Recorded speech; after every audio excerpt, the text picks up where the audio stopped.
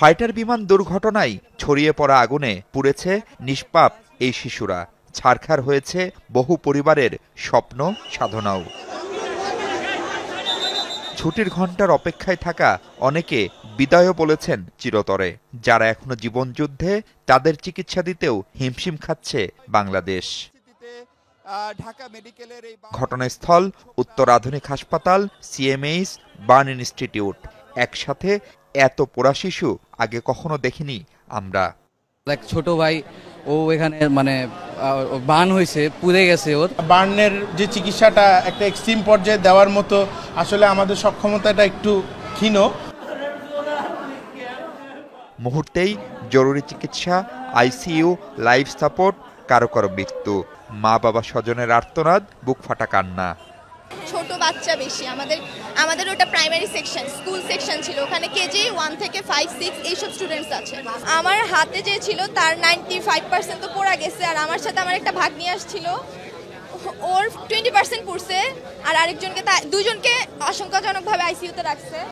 তারপর কত আয়োজন, আনুষ্ঠানিকতা। আসেন সরকারের নীতি নির্ধারক, রাজনীতিক, শক্তিধর কত মানুষ।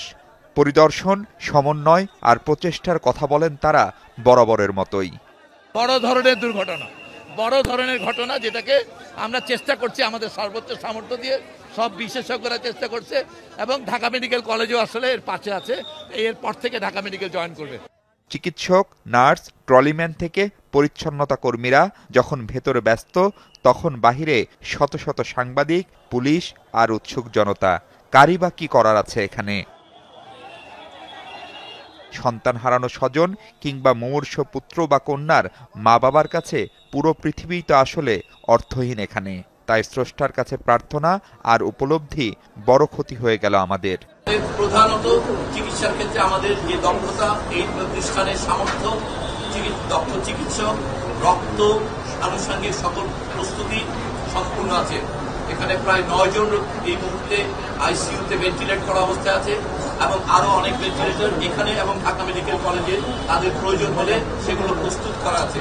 রক্ত মূলত প্রয়োজন হবে আগামীকাল থেকে, এবং এই হাসপাতালে সাফিসিয়েন্ট যে সকল গ্রুপের যারা এখানে আহত হয়ে এসেছেন তাদের জন্য প্রয়োজনীয় রক্ত আছে।